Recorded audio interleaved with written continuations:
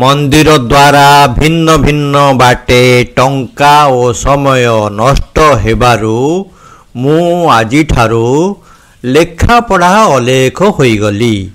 ଲେଖାପଢ଼ା ଅଲେଖ ହୋଇଗଲି ସେ ଗୋଟିଏ ଅଲଗା ପ୍ରକାର। ଭାଗବତ ଅଲେଖ ଧର୍ମକୁ ଗ୍ରହଣ କଲି। ସନ୍ଥ ଓ ଗ୍ରନ୍ଥ କୃପା ଭୋଗୁଛି। ସତ୍କର୍ମ କ'ଣ ବୁଝିଗଲି। ବୈରାଗ କ'ଣ ବୁଝିଗଲି। ବୈରାଗ ବେଶରେ ନଥାଏ, ବୈରାଗ ମଠରେ ନଥାଏ, ବୈରାଗ ଏଇ ମନ୍ତ୍ର ଯନ୍ତ୍ର ତନ୍ତ୍ରରେ ନଥାଏ। ବୈରାଗ ହେଉଛି ଭିତରେ ବୈରାଗ।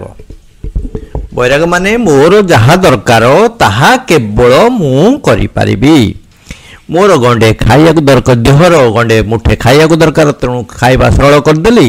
ଆଉ ଯାହା ହେଲେ ବଞ୍ଚିଛି ମାନେ ଆନନ୍ଦରେ ବଞ୍ଚିବା କଥା। ଆଉ କ'ଣ ସଂସାରେ ଥିବ ଯେତେ ଦିନ ଆନନ୍ଦ କରୁଥିବ ମୋହନ।